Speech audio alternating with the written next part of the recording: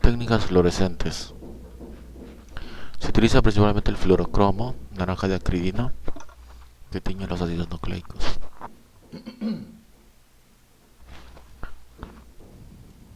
El método denominado QVC, Quantitative Vacuum, utiliza el color fluorescente mezclado con la sangre en un capilar que después de centrifugado permite ver en el microscopio de fluorescencia los parásitos cerca de la capa de glóbulos rojos, pero no es posible hacer recuento de parásitos de diferenciadas especies y puede fallar en densidad parasitaria de menos de 100 parásitos por microlitro. La sensibilidad varía entre 88 y 98% y la especificidad entre 58 y 90%. Técnicas de la PCR se usa para la detección de ADN y ARN del parásito de sangre. Además de hacer diagnóstico de género, se pueden separar las diferentes especies y también buscar genes de resistencia. La sensibilidad y especificidad llegan al 100%. Reacciones serológicas. Se emplean diversas reacciones serológicas para demostrar la presencia de anticuerpos que tienen mayor uso en estudios seroepidemiológicos, pero poco valor en el diagnóstico de rutina del paciente. Actualmente se dispone de parásitos y antígenos obtenidos de cultivos continuos de P. falciparum para las diferentes pruebas serológicas. Los métodos serológicos más empleados son inmunofluorescencia directa, ELISA, FAST, ELISA y hemaglutinación indirecta, que utilizan como antígenos extractos de parásitos libres de células. Se considera que la inmunofluorescencia es positiva cuando existen anticuerpos a títulos de 1 a 20 o mayores. Exámenes complementarios de laboratorio se usan para conocer el estado del paciente y sus complicaciones. El hematocrito y la hemoglobina muestran el grado de anemia, la eritrosedimentación está aumentada. Desde la fase inicial de la enfermedad pueden existir otros cambios hematológicos como leucopenia, neutropenia, linfocitosis y aumento de la reticulocitos. Debido a la hemólisis, la bilirrubinemia está aumentada. También se pueden requerir otros exámenes de laboratorio según las complicaciones que se presenten en la enfermedad, como los estudios de líquido cefalorraquídeo, función renal, hepática y coagulación. Epidemiología y prevención. África tiene el 91% de los casos de malaria del mundo. En América, el país con mayor número de pacientes es Brasil. La transmisión de persona a persona se hace a través de mosquitos del género Anopheles, pero puede pasar por transfusiones sanguíneas por la placenta de la madre al hijo y por jeringas entre drogadictos. El control de la malaria se hace tratando de los pacientes infectados, que son los reservorios, y con medidas que ataquen los anofelinos adultos en las habitaciones y las larvas en los criaderos. Otras formas de control son el uso de mosquiteros, protección de las viviendas, ordenamiento del medio ambiente, uso de insecticidas y control biológico. Por muchos años la malaria ha sido uno de los grandes problemas de salud pública en todo el mundo. Con las campañas orientadas a su erradicación, el panorama mejoró en algunos países, pero poco en otros. En el año 2006, la OMS calculó que la incidencia de la malaria en el mundo estaba entre 247 millones de casos clínicos al año. El número de muertes en el mundo por malaria en el 2006 fue de 881.000 y la especie responsable de las muertes fue principalmente falciparum. En el mismo año, el riesgo de adquirir la enfermedad se calculó en 3.300 millones de personas que vivían en 107 países de América, África, sureste de Asia y región del Pacífico. África tiene el 91% de los casos de malaria del mundo, de los cuales el 85% ocurre en niños menores de 5 años.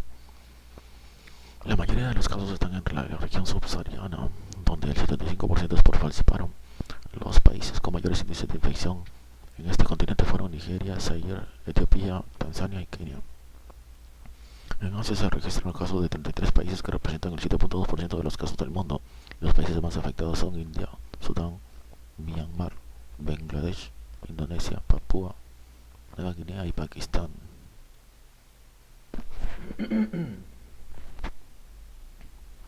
En las Américas y el Caribe se informan casos de 21 países que corresponden al 1.6% de los casos del mundo.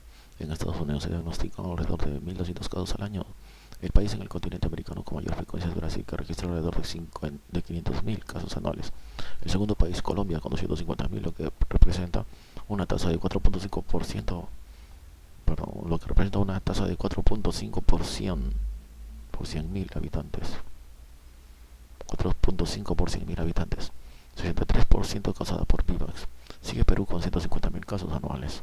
En Centroamérica se informa alrededor de 125.000 casos anuales y los países con mayor frecuencia son Guatemala y Honduras. La especie de VIVAX es la predominante en la región con 82.2%. El resto corresponde a P. falciparum y unos pocos casos de P. malaria. La especie VIVAX representa casi toda la malaria en México y América Central, 97%. La infección por falciparum le sigue en frecuencia, pero varía según los países. Las más altas son Haití con el 100% de los casos, República Dominicana 97% y Surinam con 94%. Con menos frecuencia se encuentra Guyana 55% y Brasil 43%. En Colombia la malaria siempre ha sido un problema de primer orden. De la extensión del territorio nacional, el 90.2% se ha considerado potencialmente área malárica por reunir las condiciones de temperatura y humedad para la existencia de la fauna anophelina, indispensable en su transmisión. En 1956, cuando se hizo la primera campaña antimalárica, esta enfermedad ocupaba el primer puesto de morbilidad y el séptimo lugar entre las causas de mortalidad. En 1979 fue la segunda causa de morbilidad. En el año 2000 se registró un aumento de casi el 100% en comparación con 1999. La prevalencia por especies en Colombia mostró que es más frecuente la infección por vivas con 63.3%, seguido por falciparum con 36.3%. La especie malaria solamente estuvo presente en el 0.025% de los casos. De P ovale solo se presentó un caso en la costa atlántica en los últimos 10 años. Como existe una marcada diferencia en la prevalencia de malaria entre comunidades adyacentes, se hace énfasis actualmente en la microepidemiología de la malaria. Estudios longitudinales han demostrado que las poblaciones deben mantener sus características locales durante años para que persista la malaria. Factores epidemiológicos en la transmisión. Para la transmisión de la malaria es necesario tener en cuenta los denominados factores epidemiológicos primarios y secundarios. Factores primarios son aquellos indispensables para la transmisión de la enfermedad, a saber, hombre enfermo o fuente de infección. En condiciones naturales se considera al hombre enfermo como el foco de infección únicamente cuando lleva en su sangre los gametocitos o formas sexuadas del parásito. Es necesario que haya cierta densidad numérica de gametocitos en la circulación y proporción similar de ambos sexos para que se produzca la infección de los mosquitos de falciparum. Es el mejor productor de gametocitos y también el que los mantiene en la circulación por más tiempo. Para valorar la posibilidad de transmisión en una región se puede determinar el índice gametocítico buscando el número de personas con gametocitos de cada especie en 100 casos positivos. El portador de gametocitos de P. falciparum permanece infectante para el mosquito después de la desaparición de las formas asexuadas, aproximadamente por 3 a 4 semanas, después de lo cual la mayoría ya no son infectantes. Para la evaluación de la infección malárica en una comunidad se han recurrido a varios procedimientos. Antes se utilizaba un método clínico, el índice esplénico, consistente en la frecuencia de esplenomegalia, principalmente en niños de 2 a 9 años. En la actualidad se hace mayor énfasis en el índice parasitario, al cual mide el porcentaje de población con parásitos circulantes detectados por el método de gota gruesa. Cuando se estudian los niños menores de 1 año se puede obtener el índice de transmisión, lo cual da una mejor idea de la incidencia de malaria en una comunidad. En la actualidad se utiliza como dato epidemiológico la búsqueda de anticuerpos en el suero, lo que se conoce como estudio seroepidemiológico. Este revela la prevalencia de los anticuerpos en una población determinada, aunque se considera al hombre como el reservorio de la malaria humana en condiciones naturales. Se ha demostrado transmisión de primates al ser humano como ocurre en nobles y por lo tanto puede ser reservorios en la naturaleza y fuentes de infección. En 1940 se consiguió infectar al hombre con una cepa de Plasmodium de chimpancé que resultó ser idéntico a P. malaria. Posteriormente se logró infectar a monos con P. malaria provenientes de hombres enfermos. En varios sitios de África se ha encontrado una prevalencia hasta el 8% de chimpancés infectados, lo cual constituye una zoonosis en potencia. Al experimentar con 6 géneros de primates del Nuevo Mundo se encontró que 2 de ellos, Aotus y Saginus, se mostraron susceptibles a infecciones por P. vivas transmitidas por Anopheles albimanus.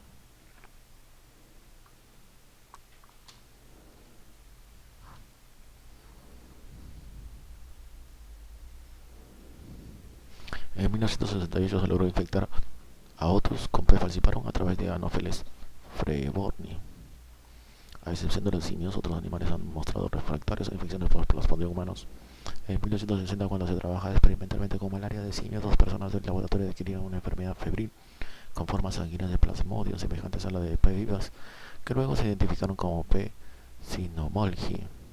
Esta cepa se le denominó P. cynomolgi bastianelli y fue transferida a voluntarios, demostrando así la posibilidad de transmisión de hombre a hombre a través de mosquitos. En 1965 se informó el primer caso de infección por P. noblesi en un viajero procedente de la península malásica.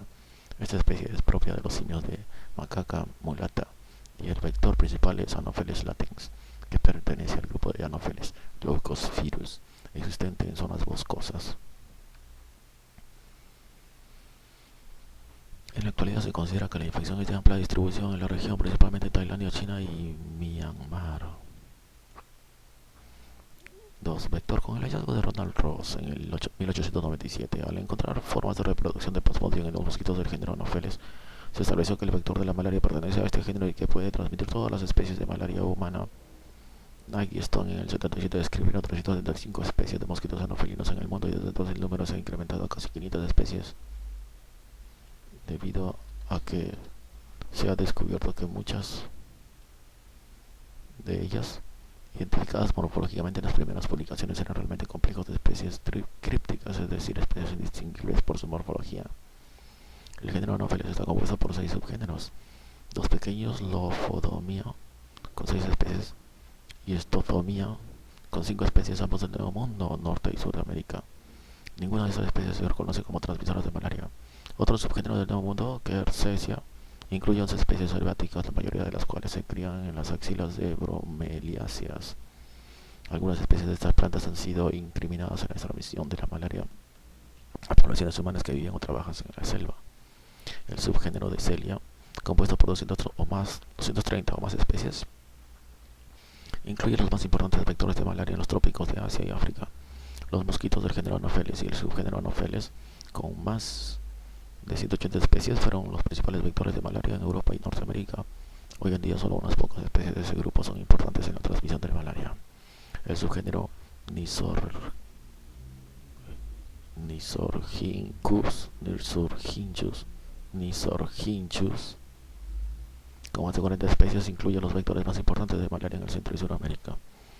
Para que la transmisión se realice en condiciones naturales es necesario que el parásito disponga de un vector adecuado con hábitos favorables para el desarrollo de su ciclo esporogónico, lo cual se encuentra en las hembras de ciertas especies de mosquitos del género Anopheles.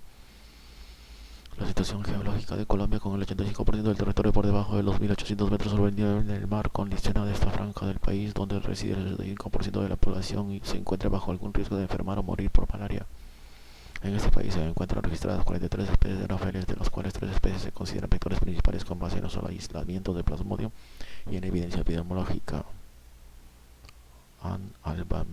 Albimanus, Anopheles albimanus, Anopheles noñestovari y Anopheles darlingi. Anopheles albimanus es considerado el principal vector de malaria a lo largo del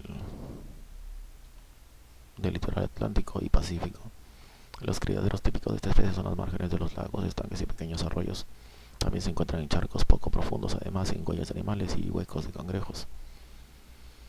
Las larvas prefieren generalmente áreas expuestas a la luz del sol. La especie es generalmente zoofílica y cerca del 20% de la población de mosquitos pica al hombre.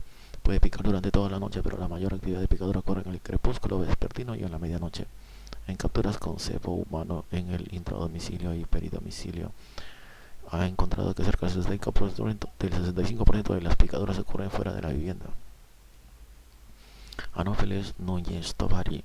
Esta especie se encuentra en amplia distribución y se incrimina como principal vector de malaria en los límites con Venezuela, en la región de Catatumbo y Sarare, Arauca, en la región de Urabá, Pachamedio del río Magdalena, donde generalmente se encuentran en altas densidades. En la costa pacífica tiene una distribución local en el municipio de Buenaventura. Los criaderos de este mosquito son aguas frescas, no contaminadas de lagos, lagunas, arroyos, depresiones del suelo, pozos, etc. Usualmente expuestos a la luz del sol o en áreas parcialmente sombreadas. Presenta una tendencia antropofílica y pica dentro y fuera de las casas, principalmente hacia la medianoche. Anopheles darlingi presenta una amplia distribución en el país, principalmente en los llanos orientales, región de Urabá, región del Atrato, sur de Bolívar, valle medio del río Magdalena y la costa atlántica. Las larvas de esta especie están en criaderos de Anopheles darlingi. Las larvas de esta especie están en criaderos con agua fresca y no contaminada, en sitios parcialmente sombreados. Se encuentran en lagos, lagunas y ríos, pues tienen preferencia por grandes colecciones de agua. Pican dentro como fuera de la vivienda, con marcada tendencia antropofílica y endofágica. Las picaduras las hacen a través de toda la noche, con máxima frecuencia entre las 10 de la noche y las 2 de la mañana. 4 especies son vectores secundarios: Anopheles punctimacula, Anopheles pseudopunctipenis, Anopheles neivae y Anopheles lepidotus. Otras especies presentan indicios de estar involucradas en la transmisión de malaria en regiones específicas, como son Anopheles rangeli, Anopheles marajoara, anteriormente denominada Anopheles alofa, y Anopheles albitarsis. Anopheles envasae, Anopheles eiseni y Anopheles mediopunctatus.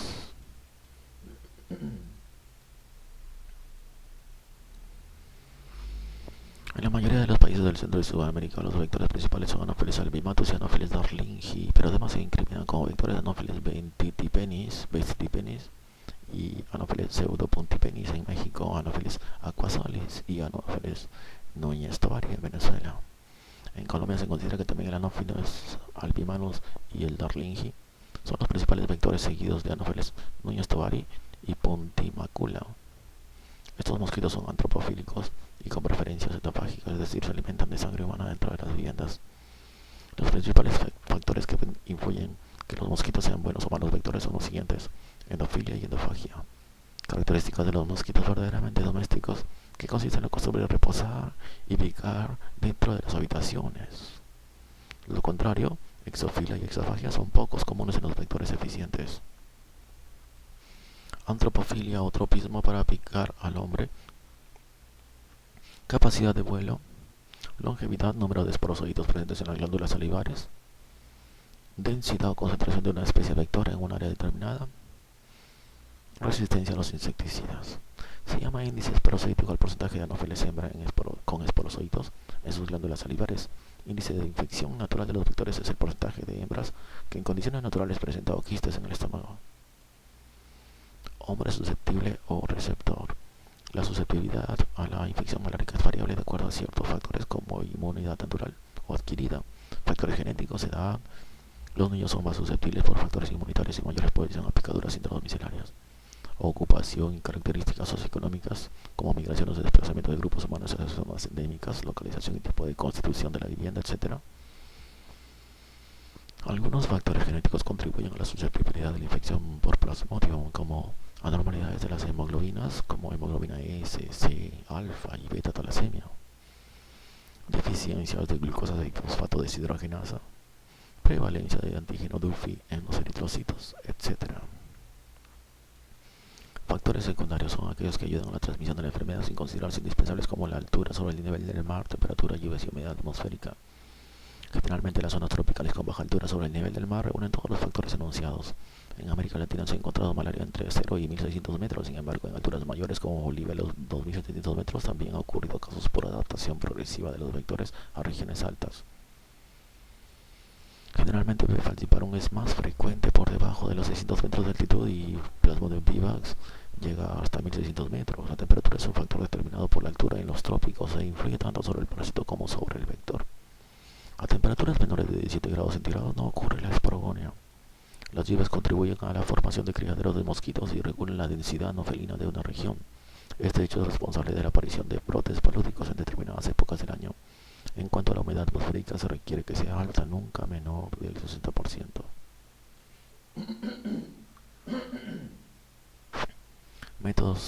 Modos de transmisión.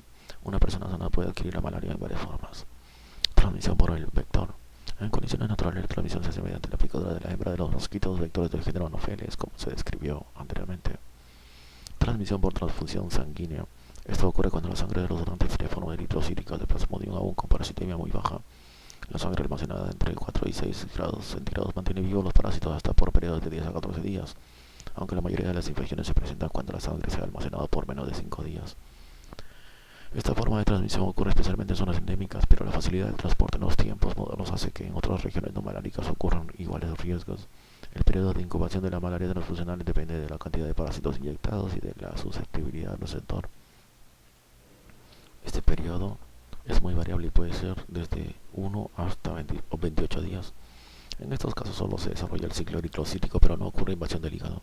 En donadores procedentes de zonas maláricas se pueden hacer estudios parasitológicos y serológicos, estos últimos especialmente con inmunofluorescencia indirecta o prueba ELISA.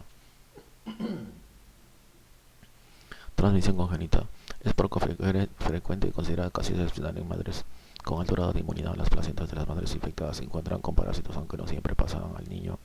El feto puede adquirir la enfermedad al atravesar los parásitos, la barrera placentaria, debido a lesiones en el tejido. Todas las especies de Plasmodium se han informado como agentes capaces de producir paludismo congénito. Durante el embarazo, la malaria puede producir separación prematura de placenta y ocurrir la muerte del niño o su nacimiento prematuro. En un estudio de placentas de madres con hijos recién nacidos en Nigeria se encontró que el 41% de ellas estaban infectadas con Plasmodium cuando los niños tenían un peso inferior a 2.500 gramos. Transmisión por jeringas. Otro modo de transmisión es accidental, como en los adictos a drogas inyectables con jeringas que tienen restos coagulados de sangre infectada. Desde 1929 se denunció ese problema al estudiar un grupo de adictos a heroína en Egipto que se inyectaban con la misma jeringa sin esterilizar. Control de la malaria. Se entiende por control el programa permanente que mantiene la malaria en niveles bajos de prevalencia para que no constituya un problema mayor de salud pública. En el programa se aplican las estrategias necesarias y se mantiene la vigilancia epidemiológica para detectar precozmente los brotes epidémicos. La variación en la incidencia de la malaria es un indicador importante para medir la efectividad del programa. Actualmente se le da gran importancia a la participación de la comunidad en los programas locales de control. La erradicación consiste en la ausencia permanente y total de la enfermedad por falta de transmisión en la población de un territorio grande. Los programas de erradicación pretenden eliminar el parásito sin necesidad de destruir completamente la población de anofelinos. En 1949 se pensó por primera vez en la posibilidad de atacar a los anofelinos con insecticidas de acción residual. En esta oportunidad se demostró que el DDT actúa por contacto contra los mosquitos y tiene acción residual por varios meses cuando se hace el rociamiento sobre una superficie. En 1955 la octava Asamblea Mundial de Salud declaró la iniciación de la erradicación y muchos países, especialmente los no tropicales, lograron su erradicación. Para los años 70, la OMS reconoció la imposibilidad de la erradicación con un rociamiento en los países tropicales y actualmente se fomentan programas de control. En muy pocos países se ha podido erradicar la malaria y por el contrario en otros se ha observado recrudecimiento en los últimos años. Las causas que han modificado los programas de erradicación son múltiples. Algunos de ellos son problemas financieros y administrativos, factores culturales como renuencia al rociado, migraciones de población, alteraciones del orden público, deficiencia en las viviendas como ausencia de paredes, construcciones nuevas, color pintura sobre las superficies rociadas, etc. Exofilia y exofagia de algunos vectores, resistencia a los insecticidas y resistencia participaron a los antimaláricos. Por esos motivos, la OMS recomendó en 1978 reorientar la estrategia de la lucha antipalótica y dirigir hacia 3 puntos principales: reducir la mortalidad por esta enfermedad, disminuir sus efectos sobre el desarrollo socioeconómico y erradicar el paludismo en donde sea posible. La cadena de transmisión de la malaria es posible romper en algunos de sus eslabones: parásito, vector, hospedero, con el fin de disminuir el contacto hombre-vector. Hombre enfermo. Los programas de control de la malaria utilizan los medicamentos antimaláricos con diferentes estrategias para tratamiento radical, tratamiento masivo, tratamiento profiláctico. Tratamiento del enfermo. En esta forma se consigue, además de suprimir la enfermedad, evitar que siga como fuente de producción de gametocitos circulantes, que son las formas parasitarias que infectan al mosquito. El tratamiento precoz es una de las bases para el control de la malaria. Aislamiento del enfermo. Además de administrar los medicamentos, es posible aislar al enfermo dentro de un toldillo para impedir que sea picado por los anofelinos que se infectan. Estas medidas son de especial importancia en las zonas endémicas donde los transmisores son abundantes. Tratamiento masivo es de menor utilidad y solamente se considera su uso en casos de epidemia en donde existe la enfermedad en un alto porcentaje de la población. Tratamiento profiláctico o quimioprofilaxis tiene aplicación en el caso de viajeros procedentes de países no maláricos que ingresan a zonas endémicas de paludismo, en mujeres embarazadas en zonas de riesgo y en grupos refugiados. Sin embargo, no existe una profilaxis con antimaláricos lo suficientemente efectiva que garantice una completa prevención en todos los casos, especialmente en sitios de resistencia a los medicamentos. La forma de aplicar este tratamiento se describe en el capítulo de quimioprofilaxis. Vector. Para prevenir la transmisión de malaria es importante reducir el contacto entre el hombre y el mosquito. Para conseguirlo se utilizan varias estrategias. Uso de mosquiteros o toldillos es una medida que evita la picadura del vector e impide que el anofelino se infecte de un enfermo y también que el mosquito con esporozoitos se infecte a una persona susceptible. La eficacia protectora de los mosquiteros no es absoluta por varios motivos: porque las personas están dentro del mosquitero solo cuando duermen, o porque los mosquiteros tienen agujeros que permiten la entrada de los mosquitos. Para mejorar la eficacia protectora se usa el mosquitero impregnado con un insecticida del grupo de los piretroides, sustancia que, además de su propiedad insecticida, es también repelente y bastante inocua para el humano. Esta impregnación de mosquiteros se ha constituido en un excelente método de control y maneja como una actividad comunitaria. Los mosquiteros se introducen en una vasija con una mezcla de piretroide, permetrina y agua a una concentración de 0.3 gramos por metro cuadrado del mosquitero. La solución se prepara en la proporción de 10 litros de agua con 45 mililitros de permetrin concentrado, 50%. En esta cantidad de mezcla se pueden impregnar 14 mosquiteros de una cama común o 7 mosquiteros de cama doble. El mosquitero se debe lavar con agua y jabón antes de impregnación. Se introduce en la mezcla, se escurre el líquido y se pone a secar a la sombra. Al secarse, la concentración final es de 0.2 gramos por metro cuadrado. No se debe colocar al sol, pues los rayos solares inactivan los piretroides. El mosquitero se deja en uso durante 6 meses y por lo tanto no se debe lavar durante ese tiempo. Repelentes cutáneos. Otra manera de impedir que los mosquitos se acerquen al humano es la aplicación de jabones repelentes, barras tópicas, espuma, etc. Estas sustancias se aplican en la piel de las personas o en la ropa. Tienen un efecto repelente que ayuda a evitar las picaduras de los mosquitos. Construcción, modificación y protección de las viviendas. El contacto del mosquito con el hombre también se puede disminuir en una vivienda adecuadamente protegida. Las viviendas con paredes, puertas y ventanas sin huecos por donde entran los mosquitos disminuyen la cantidad de vectores intradomiciliarios, especialmente en las horas de la noche. El uso de mallas protectoras en puertas y ventanas de las habitaciones también ayudan a controlar la entrada de los mosquitos. Ordenamiento del medio ambiente. Las medidas relacionadas con la modificación del medio ambiente incluyen rellenos de charca, desecación de pantanos, drenajes de aguas estancadas, protección de tanques de agua de consumo, etc. Las aguas estancadas forman los criadores donde las hembras ponen sus huevos y allí se desarrollan las formas jóvenes de los mosquitos, que son las larvas y pupas. La eliminación de los criadores contribuye a que no se formen los adultos y de esta manera se reduce la población de mosquitos transmisores. Los métodos para aplicar esta medida de control dependen de las características y del tamaño de los criaderos. Para que la medida sea efectiva en una comunidad se requiere localizar e intervenir todos los criaderos que estén en un radio de 2 kilómetros a la redonda del centro de la localidad. Otras modificaciones o manipulaciones del medio ambiente que están relacionadas con los criaderos son los cambios en la velocidad del agua, exposición solar, salinización, drenaje de cultivos, aplicación de aceites y cambios ecológicos. Estas modificaciones pueden cambiar la persistencia y eficacia de los criaderos y hábitos de los vectores.